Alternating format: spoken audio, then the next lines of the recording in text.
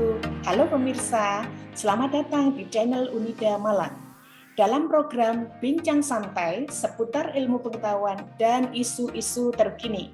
Jangan lupa like, komen, subscribe, dan share ya.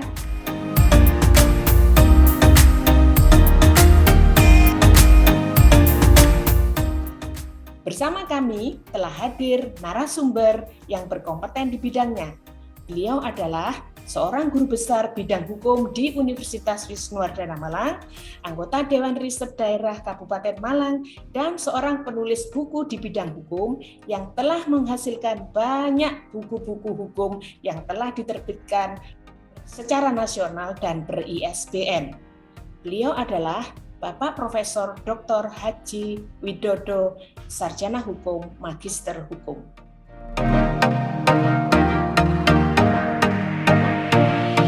Baik pemirsa, mari kita sapa beliau. Selamat datang Prof. Terima kasih Bu Zulis. Ya, terima kasih atas kehadiran Prof. pada pagi hari ini. Cukup lama kita nggak bertemu ya Prof. Apa kabar Prof? Ya. Alhamdulillah sehat walafiat. Alhamdulillah. Baik pemirsa, kita kali ini akan berbincang dan berdiskusi bersama dengan seorang pakar di bidang hukum dalam materi seputar pembobolan ATM, apa, mengapa, bagaimana agar tidak menjadi korban. Baik Prof, sebetulnya pengertian pembobolan ATM itu apa sih Prof? Baik, terima kasih. Ada satu hal yang ingin saya klarifikasi mengenai pengertian pembobolan ATM. Jadi ATM itu sebenarnya kan singkatan dari Automatic Teller Machine. Artinya itu merupakan satu perangkat yang terdiri dari software dan hardware. Software-nya itu berarti sistem komputer yang memproses satu proses pengambilan uang secara tunai.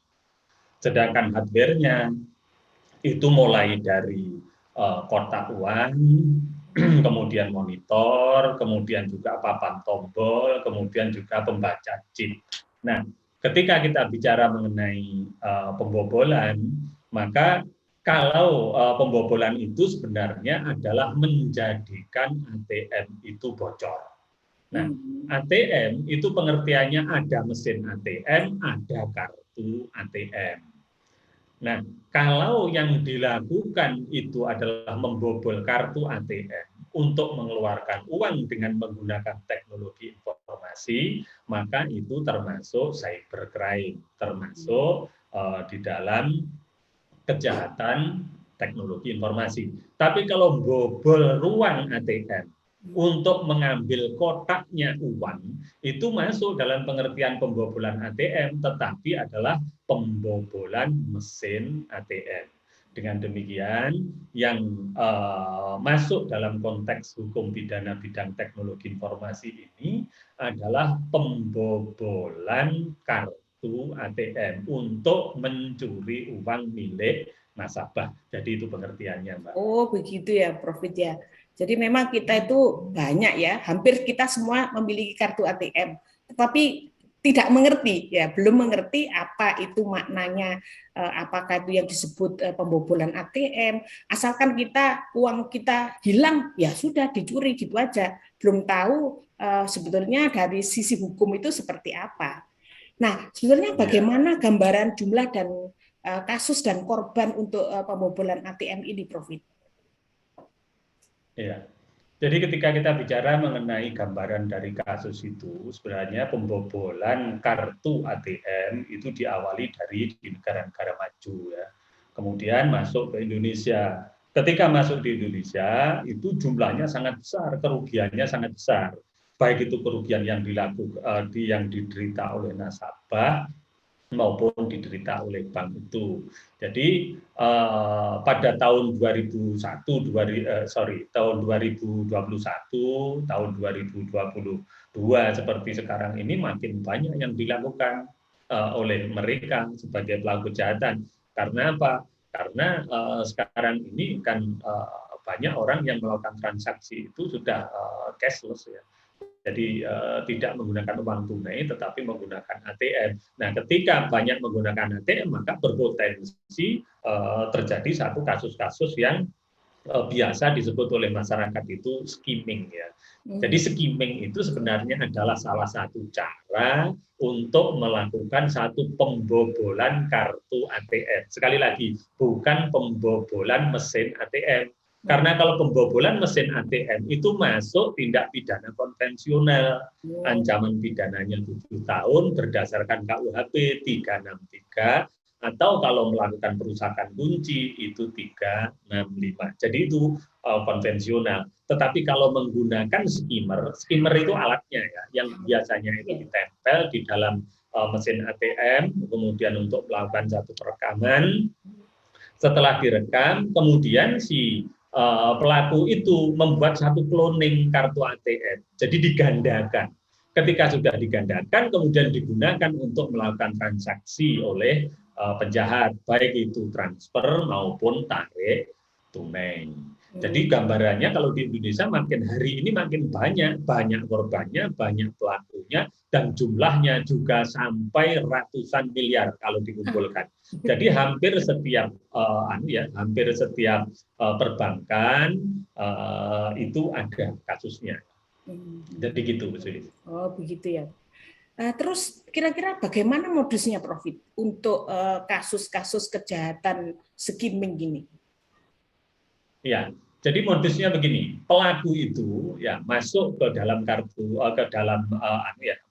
mesin ATM di ruangannya itu, kemudian itu dia memasang hidden kamera. Jadi dia memasangkan kamera-kamera yang memang tersembunyi. Kemudian kamera itu nanti bisa mendeteksi aktivitas dari seorang nasabah pada saat mau bertransaksi menggunakan ATM. Dan bahkan ada satu alat khusus yang dipasang itu di mulutnya, mulut tempat masuk keluarnya di ATM itu, yang fungsinya adalah melakukan suatu perekaman.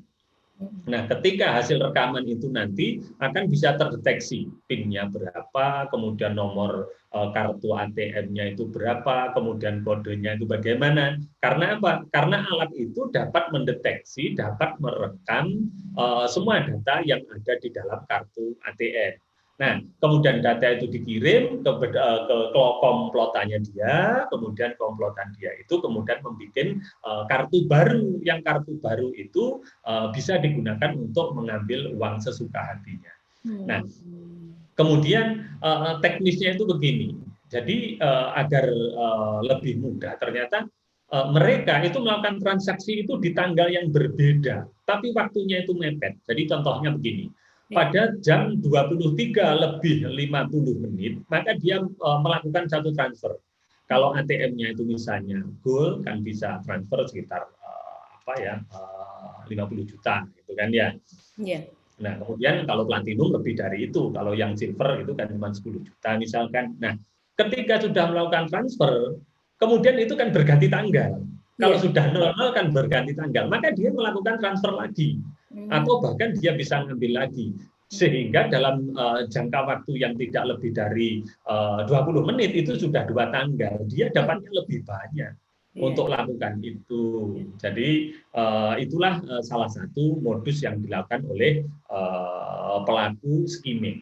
Jadi sekali lagi saya katakan bahwa pembobolan kartu ATM itu bukan hanya menggunakan teknik skimming, tetapi bisa juga dilakukan oleh oknum dari pegawai bank itu yang melakukan tindakan-tindakan tidak terpuji. Itu mungkin terjadi juga. Ya, sebenarnya rumit sekali ya, Prof, ya. Begitu banyak hal yang harus dia rencanakan dan dia lakukan sampai terjadinya kejadian itu, ya, atau kasus tersebut. Betul. Nah, untuk itu ya, dan biasanya yang melakukan bukan hanya orang tunggal, bukan sendirian, ya? Bukan individual, tetapi komplotan. Jadi ada yang bagian ini, bagian ini, bagian ini, dan bagian itu. Ya, jadi dilakukan secara terencana dengan tim gitu ya, Prof, ya. Ya, baik, Prof. Iya, betul. Dengan sedemikian rumitnya ini, kalau dalam pandangan saya, Prof, sepertinya rumit dan harus direncanakan dengan matang gitu ya. Nah, tapi mengapa masih bisa terjadi ya, Prof, ya? apakah mungkin perangkat mesin ATM-nya ini tidak dilengkapi dengan perangkat untuk antisipasi terjadinya hal itu, atau keamanan, safe yang benar-benar safety, atau bagaimana sehingga hal itu masih bisa terjadi, Prof? Ya, jadi ketika kita bicara mengenai mengapa itu terjadi, maka kita kembali ke teori. Jadi kriminologi itu ada dua kategori teori, yaitu kategori teori makro dan mikro. Ketika kita ngomong teori makro, berarti penyebabnya bukan hanya pada korban, tetapi juga pada penyelenggara. Ada kemungkinan itu sistem yang dibangun oleh satu perbankan itu kurang safety, sehingga memungkinkan itu dibobol. Kemungkinan yang kedua, PIN dari nasabah itu nggak pernah diubah. Ya.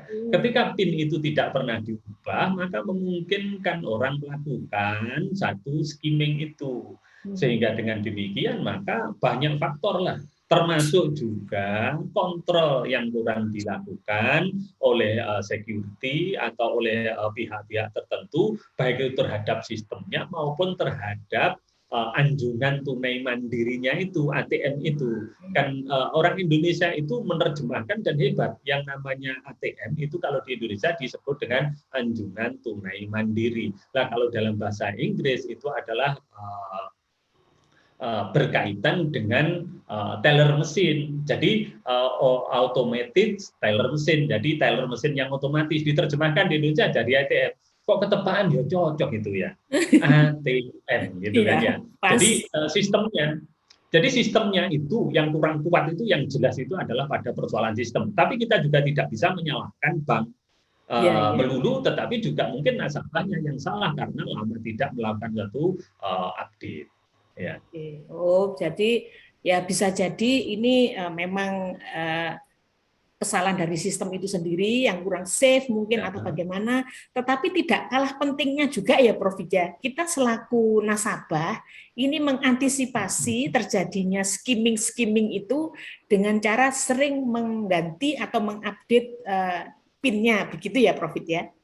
Iya, iya, dan jangan lupa juga ketika kita ini masuk di dalam ATM, kita harus melihat apakah itu sepi atau itu ramai, ada yang buntuti kita, bahkan kita diperlukan untuk melihat di bagian-bagian tertentu ada yang mencurigakan atau tidak. Dan jangan lupa juga kalau kita bikin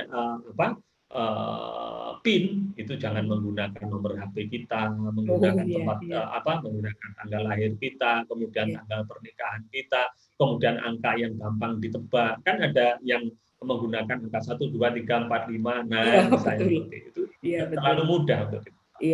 Iya. Baik Prof. Dengan maraknya kasus-kasus seperti ini yang terjadi baik dalam skala regional, nasional, bahkan internasional, yang melakukan ini kira-kira siapa, Prof? Dan yang paling sering menjadi korban itu siapa, Prof? Iya, jadi pelakunya itu sebenarnya kalau untuk skimming ini tidak harus pinter ya. Jadinya dia itu tidak harus memiliki kemampuan dalam bidang teknologi informasi, tidak harus, karena skimming ini sebenarnya prosesnya itu cukup sederhana. Karena apa? Karena rekamannya itu kan sudah ada, kan tinggal mengcloning aja. Nah, kemudian yang bisa melakukan, tapi yang jelas itu memang orang itu harus melek teknologi informasi. Kalau dia nggak melek teknologi informasi, akan sulit itu ya. Nah, para pelaku itu biasanya itu antar kota, antar provinsi, bahkan itu antar negara. Akhir-akhir ini pelaku skimming ini bukan hanya warga negara Indonesia, tapi warga negara asing yang kebetulan datang di Indonesia, memang dia mempunyai satu tujuan untuk melakukan kejahatan teknologi informasi di Indonesia dengan model-model seperti itu. Nah, orang yang berpotensi untuk menjadi korban ini adalah orang-orang yang dalam tanda kutip itu memang kurang suka tantangan teknologi informasi, misalnya jarang untuk jarang untuk melakukan satu penggantian PIN. Kemudian juga orang-orang yang tentu saja itu ketika memasuki ruang di ATM itu tidak cermat ya, tidak cermat. Jadi sekali lagi bahwa faktor yang menyebabkan terjadinya ini bisa karena faktor nasabahnya, kemudian juga faktor penyelenggara keuangannya, yaitu dalam sistem teknologi informasinya. Begitu, Mbak. Oke. Terus kira-kira bagaimana langkah yang bisa kita lakukan untuk mengantisipasi agar tidak terjadi atau mengurangilah tidak terjadi pada diri kita kejahatan-kejahatan skimming tersebut. Dan apabila kita nasibnya buruk ya, jadi kita terpaksa menjadi korban dari skimming itu, langkah strategis yang harus kita lakukan itu bagaimana, Prof? Iya, jadi ya kembali lagi pada teori tadi ya. Ketika kita ngomong tentang antisipasi, mesti harus linier dengan penyebab ya. Jadi ketika kita menjadikan penyebab dari skimming ini adalah faktor dari penyelenggara transaksi elektronik yaitu perbankan, maka perbankan juga harus menguatkan sistemnya, harus mengupdate sistemnya, membuat suatu pengamanan sistem teknologi informasi yang bagus. Kemudian nasabah tentu juga harus melakukan satu langkah-langkah yang strategis ya sebelum terjadi kasus kehilangan uang di dalam rekening melalui pembobolan kartu ATM ini ya. Yang pertama, jangan membagi password atau PIN atau kode transaksi kepada siapapun. Ya, jadi cukup dimiliki oleh diri sendiri. Meskipun itu misalnya pada anggota keluarga, itu pun juga harus dipikir juga tentang kejujurannya, jujur apa enggak. Kalau enggak nanti akan menjadi repot lagi. Kemudian yang kedua, itu kalau memang melakukan transaksi di mesin ATM harus diperhatikan betul situasinya, tempatnya. Usahakan itu nyari di tempat-tempat yang sering dikunjungi orang. Jangan yang di sepi-sepi gitu kan ya. Kalau di sepi-sepi itu kemungkinan ada pemasangannya di situ. Kalau tempat ramai, apalagi ada satpamnya, apalagi itu di kantor cabang dan sebagainya, insya Allah itu lebih safety dibandingkan dengan di tempat-tempat yang mohon maaf ya, di SPBU yang sepi atau mungkin juga di tempat-tempat yang memang jarang dikunjungi oleh orang. Nah, kemudian juga harus tahu kalau memang melakukan satu transaksi itu harus tahu ya, harus tahu bagaimana caranya. Itu loh Mbak. Slip yang ini ya kitir biasanya kan keluar, yang keluar dari mesin itu ya Prof ya. Iya, itu sebaiknya dibawa pulang kalau memang dimusnahkan ya. Memang dimusnahkan itu ya disobek aja, dihancurkan kemudian disimpan. Jangan dibuang di tempat itu karena sering kali terjadi satu kasus ya. Jadi data yang keluar dari itu kita memang nggak bisa baca. Nggak bisa baca secara detail apa saja datanya, tetapi bagi mereka yang pintar teknologi informasi itu bisa dikumpulkan, digandeng-gandeng dan sebagainya, akhirnya itu akan ketemu PIN-nya, akan ketemu nomor kartunya, dan juga bisa digunakan untuk melakukan satu cloning. Dia tanpa memasang skimmer, gandeng-gandeng itu saja itu bisa lakukan. Ini sering terjadi kasus misalnya di beberapa negara maju, mereka itu hanya memunguti itu kemudian digunakan untuk menebak-nebak akhirnya bisa ketahuan. Nah, kemudian yang penting lagi, ketika mengalami satu kesulitan di dalam operasionalisasi ATM di dalam ruang mesin ATM, itu nggak usah kita nyari bantuan kepada orang, karena orang yang membantu itu kadangkala dia juga yang melakukan satu penukaran terhadap kartu atau mungkin juga dia yang melakukan satu skimming. Jadi kalau kasusnya seperti itu ya sudah dihubungi aja pihak bank, kemudian nanti untuk diselesaikan di customer service. Kemudian muncul pertanyaan yang berikutnya, kalau sudah terlanjur terlanjur jadi korban, bagaimana yang dilakukan? Yang pertama, segera mendatangi kantor bank yang menerbitkan kartu ATM.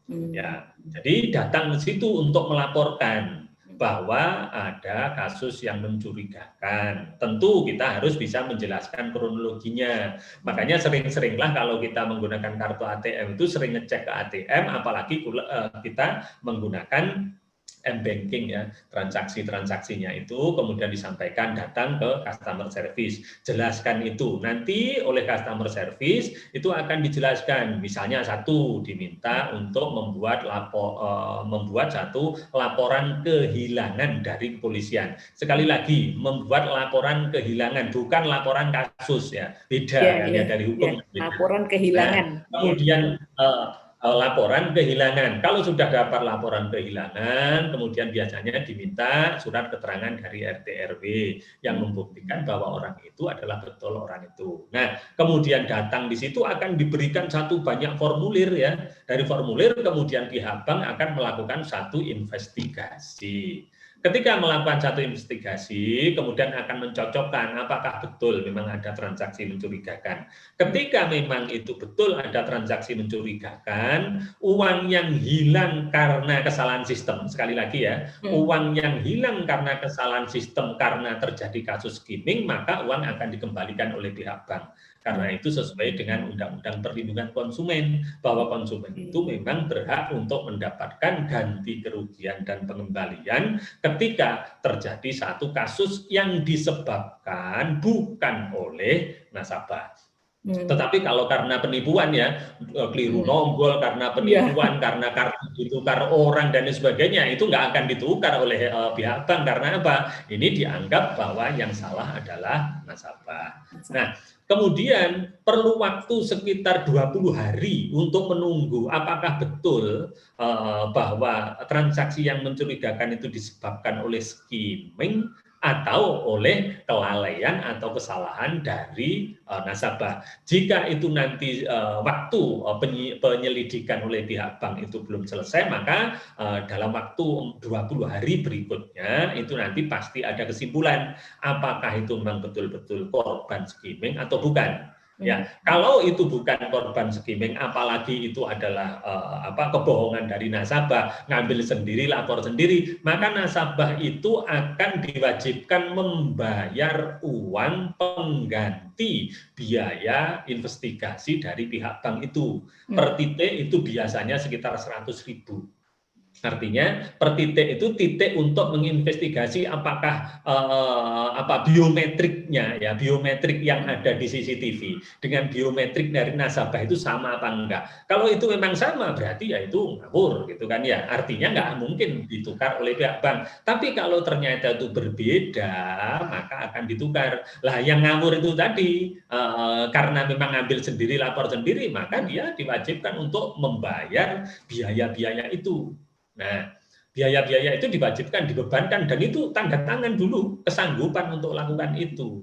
Nah, jadi saya pikir kan fair ya, pihak bank sendiri juga kalau terjadi kesalahan juga bertanggung jawab, tapi kalau kesalahan itu ternyata dari pihak nasabah, maka nasabah juga harus menanggung risikonya. Nah, kemudian ada upaya yang lain, misalnya terjadi satu kasus yang bahwa nasabah itu merasa bahwa dia nggak melakukan, tapi pihak bank itu misalnya menyatakan bahwa ini kesalahan dari nasabah, maka masih terbuka upaya itu ya, masih terbuka upaya itu bisa melakukan satu misalnya gugatan perdata dan lain sebagainya, masih banyak peluang itu ya untuk menyelesaikan. Jadi itu adalah solusi-solusi yang bisa dilakukan. Jadi sekali lagi bahwa tujuan kita membahas pada kesempatan hari ini itu yang pertama itu juga mengharapkan para nasabah itu hati-hati. Yang kedua ya jangan sampai para nasabah itu kemudian paranoid ya, terlalu takut untuk menggunakan kartu ATM. Kita gunakan aja nggak apa-apa. Yang penting kita harus hati-hati. Tapi jangan lupa ketika sekarang ini sudah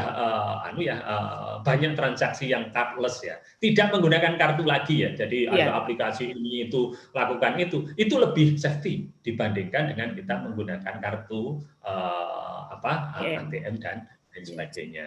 Seperti Dana itu ya Profit ya, yang cuma pakai scan itu Profit ya.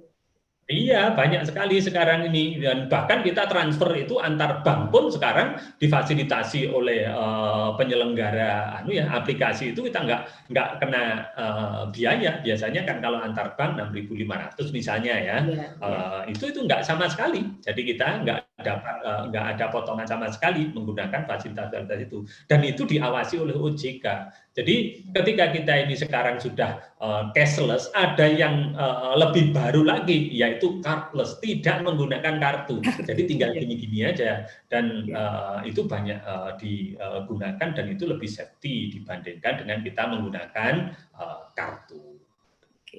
Oke, baik Prof. Sekarang kita bicara hukum pidana ini, Prof. Apakah hukum pidana ini cukup menjadi sarana terakhir agar kejahatan tersebut bisa terberantas, Prof? Ya, jadi kalau memang kita lihat dari targetnya hukum pidana sebagai sarana terakhir untuk menghilangkan kejahatan, maka menurut saya belum cukup. Karena setelah saya lakukan satu penelitian, ancaman pidana bagi yang membobol kartu ATM, ya, membobol kartu ATM milik orang lain secara tidak sah, itu ancamannya dalam UU ITE itu hanya 7 tahun. Ya. Kemudian loh, di KUHP saja itu 363 sudah 7 tahun loh. Padahal di dalam pencurian ya, kalau kasus pencurian itu kan lebih gampang mencuri secara manual dibandingkan dengan mencuri secara elektronik. Itu mestinya ancaman pidananya itu juga ditambah. Kalau cuma 7 tahun dan sebagainya, itu saya pikir nggak memberikan satu efek jera yang cukup. Karena apa? Karakter dari kejahatan bidang teknologi informasi itu melakukannya itu lebih mudah, eskalasi korbannya itu lebih banyak, sehingga wajarnya itu juga pidananya lebih serius dibandingkan dengan kejahatan-kejahatan pencurian. Sebenarnya itu pembobolan itu kan pencurian, tapi pencurian gaya baru yang menggunakan teknologi informasi. Nah, karena itu kalau menurut saya itu perlu ada satu revisi. Jadi kan selama ini menggunakan pasal 30 ayat 2 UU ITE kan, yang intinya bahwa orang memasuki sistem elektronik milik orang lain secara tidak sah untuk mendapatkan informasi. Di situ tidak menyebutkan mendapatkan uang, sehingga orang yang misalnya nyuri data ya, nyuri data dengan nyuri uang, ancamannya sama, itu 7 tahun. Mestinya kan enggak, kalau nyuri datanya kebetulan tidak begitu penting, 7 tahun ya oke. Tapi kalau nyuri uang sampai miliaran, diancam dengan 7 tahun gimana? Iya. Nah, kan nggak fair kan? Iya, nah, itu dia yang saya katakan. Iya. Untuk sementara ya cukuplah, tapi kalau untuk ngomong tentang pemberantasan tindak pidana kejahatan di bidang teknologi informasi, maka masih perlu ada sanksi yang lebih berat, dan juga harus ada sanksi alternatif. Misalnya apa? Misalnya kalau memang dia itu melakukan satu kejahatan itu secara berkelompok ya, itu mendingan menggunakan KUHP dibandingkan dengan UU ITE. Karena kalau KUHP 365 itu ancamannya itu 12 tahun. Jauh lebih berat, Prof. Ya. Iya. Makanya ketika ada orang, ancaman di UU ITE itu lebih berat. Yang mana? Kadang-kadang malah beratan di KUHP, khususnya untuk ini komplotan-komplotan yang melakukan satu pencurian ini bisa misalnya menggunakan KUHP 365. Loh Pak, terus CCTV-nya gimana? Ya CCTV-nya itu kemudian itu di print out, tidak dijadikan sebagai bukti elektronik, tetapi dijadikan bukti surat. Kan bisa? Iya, betul. Begitu. Iya. Jadi gitu. Ya, apalagi tadi yang seperti Prof jelaskan sebelumnya, memang kejahatan skimming ini tidak cukup dilakukan oleh satu orang, Prof ya. Seringkali memang ini berkomplot, terorganisir, terencana, gitu ya, Prof ya. Jika memang dengan ancaman yang ITE tadi kan terlalu ringan gitu. Terlalu ringan. Jadi ada yang bagian ngambil bagian cloning, kemudian yang bagian data yang dia mengolah itu ada. Makanya kan dalam hukum pidana kan gitu, yang melakukan, yang membantu melakukan, yang membujuk melakukan, yang memfasilitasi. Iya. Jadi ada player, down player, multi player, outlawyer, itu mestinya dengan ancaman yang sama. Kalau saya secara pribadi, kalau memang kasusnya itu besar, ini jangan menggunakan UU ITE, gunakan aja KUHP 365, itu lebih kenceng itu pidananya. Iya. Gitu. Oke, baik Prof. Dengan seperti itu, ini nampaknya memang masih menjadi momok ya, Prof. ya. Jadi ancaman artinya ancaman terhadap nasabah akan terjadinya skimming ini masih menjadi momok. Nah, untuk itu apakah ada solusi lain yang menguntungkan korban, Prof?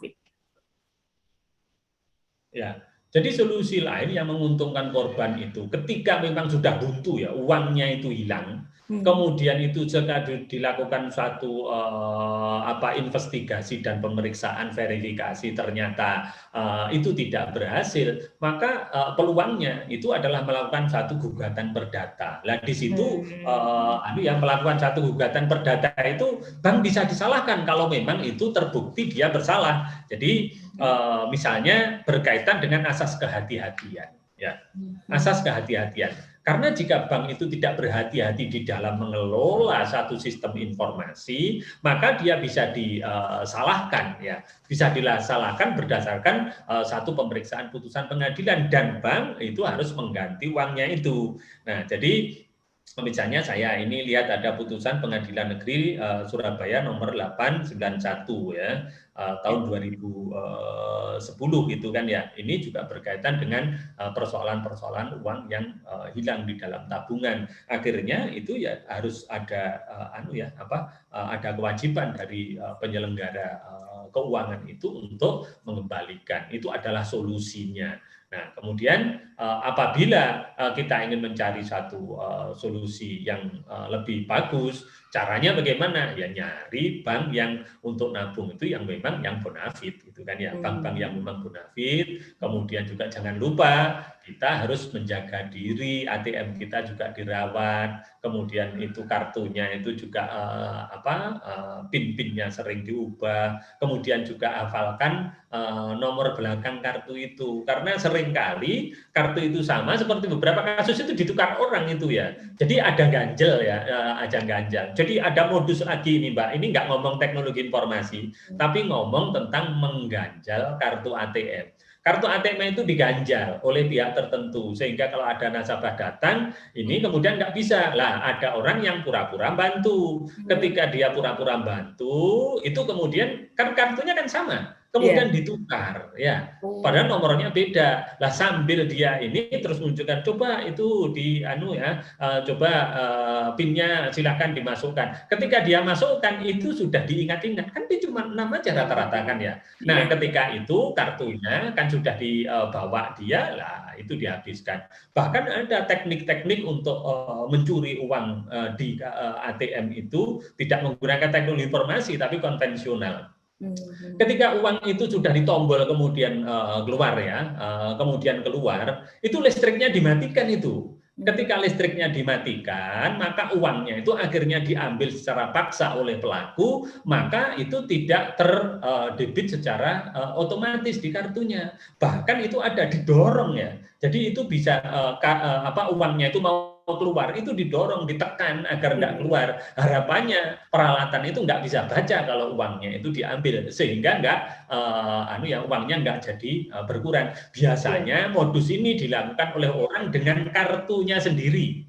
Jadi dia memiliki kartu sendiri, berpura-pura ngambil. Setelah ngambil uangnya keluar, itu listriknya di ATM dimatikan. Berarti kan trouble kan sistem itu kan ya.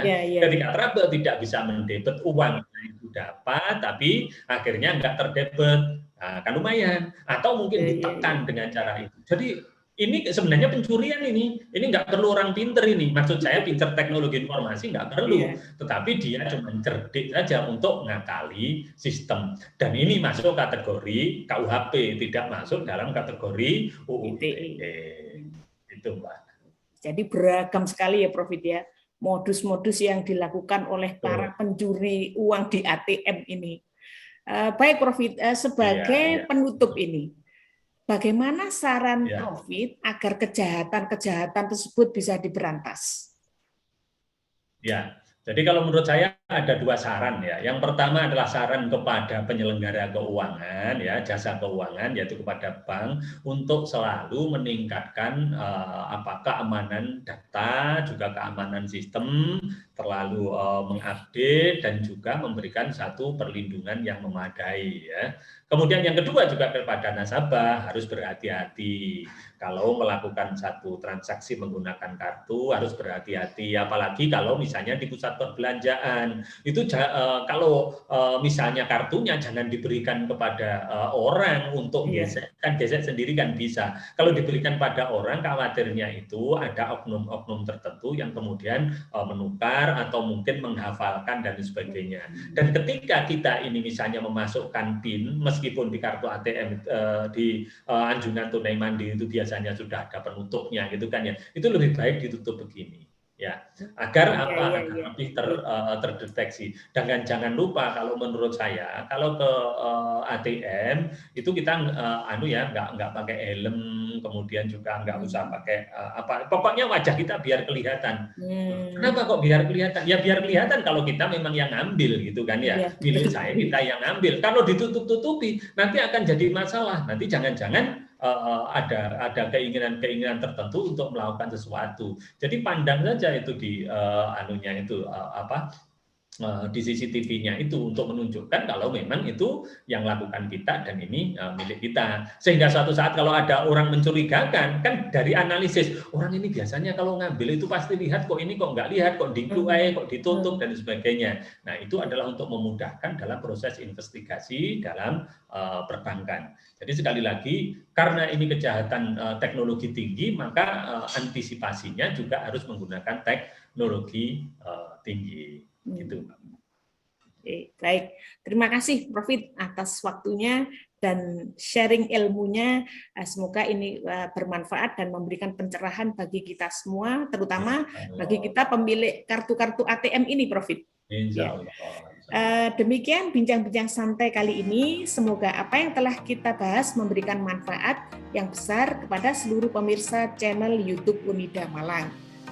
Jangan lupa like, komen, subscribe, dan share ya, agar tidak ketinggalan informasi-informasi menarik yang lainnya. Terima kasih Profit atas waktu dan ilmunya. Sampai bertemu kembali dalam bincang santai dengan ilmu-ilmu pengetahuan dan isu-isu terkini lainnya. Wassalamualaikum warahmatullahi wabarakatuh. Waalaikumsalam warahmatullahi wabarakatuh.